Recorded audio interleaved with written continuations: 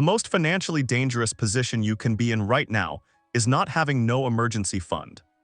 It's having one you built 2 or 3 years ago, hit your target, and haven't opened since. Think about that for a second. You saved, you ran the calculation, monthly expenses multiplied by 3 to 6. You opened a dedicated savings account separate from your checking, separate from everything else. You watched the balance climb until it reached the number you set. And then, because you did everything right, your brain did something completely natural. It registered the problem as solved. That's the moment the exposure started, not when you stopped saving, when you stopped looking. There is a specific calculation that tells you not just how much is in your emergency fund, but how many real months of financial protection it actually provides today.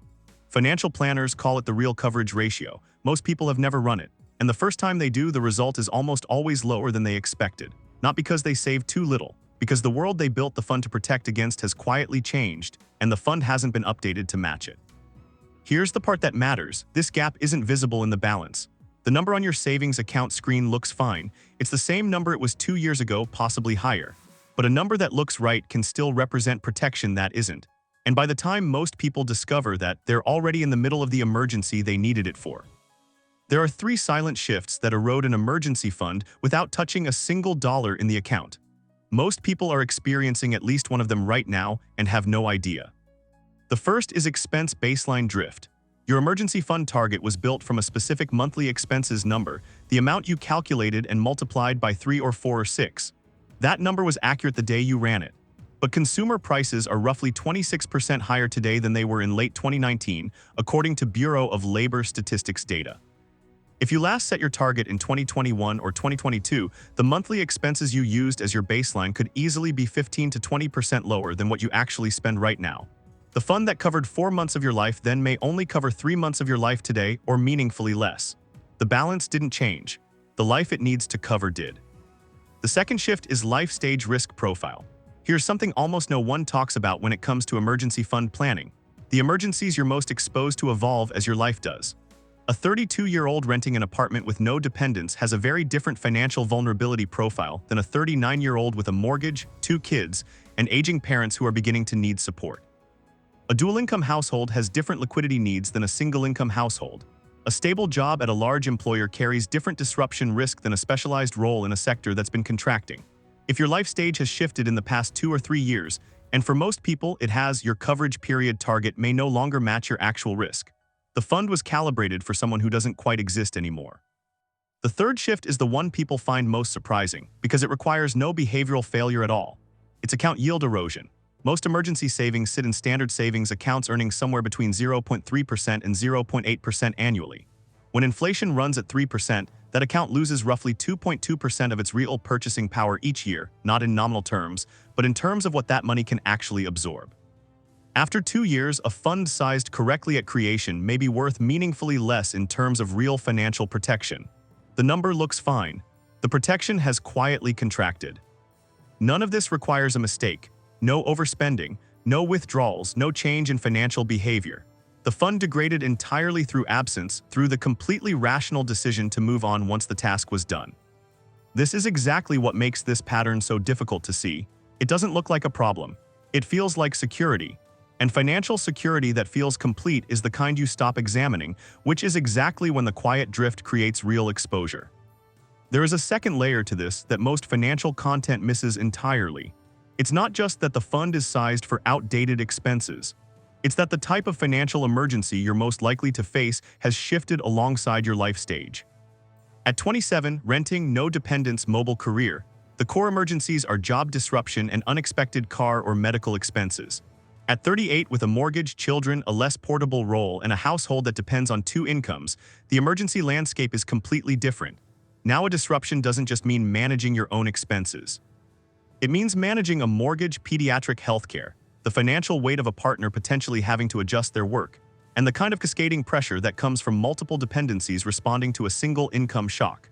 The same 6-month coverage number means something entirely different in those 2 situations, not because the dollar amount is wrong, but because the type of emergency it needs to absorb has changed in kind, not just in scale. An emergency fund built for your past risk profile can be structurally inadequate for your current one, even if the balance is identical. Here is the version of this that most people picture at some point, even if they don't name it explicitly. Something happens. A significant medical expense that doesn't get fully covered, a job disruption that runs longer than expected, a home system's failure that insurance touches but doesn't fully resolve. You go to the account, the number is there. And then you do the actual math, real current monthly expenses, real current life, and realize that what you thought was 4 months of protection is closer to 2 months and 3 weeks. You're not in a financial crisis, but you're not where you thought you were.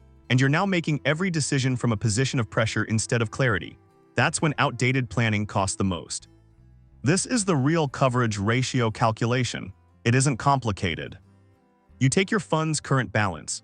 You divide it by your actual current monthly essential expenses, not the number from 2 years ago, not a rough estimate, but what you genuinely spend right now on housing, utilities, food, transportation, insurance, and minimum debt service. That gives you a nominal coverage period. Then you apply an inflation-adjusted baseline. If your fund target was set in 2021 and you haven't updated it, consumer price increases since then have likely reduced the real coverage period by 10 to 15%. Then you evaluate your current risk profile, job stability, income concentration, household dependence, debt structure, against the coverage target you're holding. For most people running this calculation for the first time, the result is a real coverage ratio that's 0.5 to 1.2 months lower than the nominal number suggested. That's not catastrophic, but it's real, and it's invisible until you look. The third piece, account placement, is often the easiest to fix. A high-yield savings account insured by the FDIC and currently yielding 4% to 4.5% annually preserves real purchasing power far more effectively than a standard account. If your emergency fund is sitting in an account earning less than 1%, moving it preserves the protection you already built. It doesn't require taking on risk. It doesn't require expertise. It requires about 15 minutes. This is the annual recalibration. It takes 30 minutes once a year and it answers 3 specific questions. First, what are your actual current monthly essential expenses? Pull 3 months of transactions and calculate the real average. Compare it to the baseline you used when you last set your target. If it's materially higher, and in most cases it will be, update your target accordingly. Second, has your risk profile changed? New mortgage, additional dependents, less job stability, more concentrated income, aging parents who may need financial support. Any of these shifts your adequate coverage period. The 3 to 6 month range isn't one number, it's a range, and your position in it should reflect your current life, not the one you had when you built the fund. Third, where is the fund held, and what is it actually yielding relative to your current inflation environment? If the answer is a standard savings account at under 1%, moving it to a high-yield savings account or FDIC-insured money market account is a straightforward improvement. 3 questions, 30 minutes, once per year. The emergency fund you built was a responsible decision, exactly the right move made at the right time.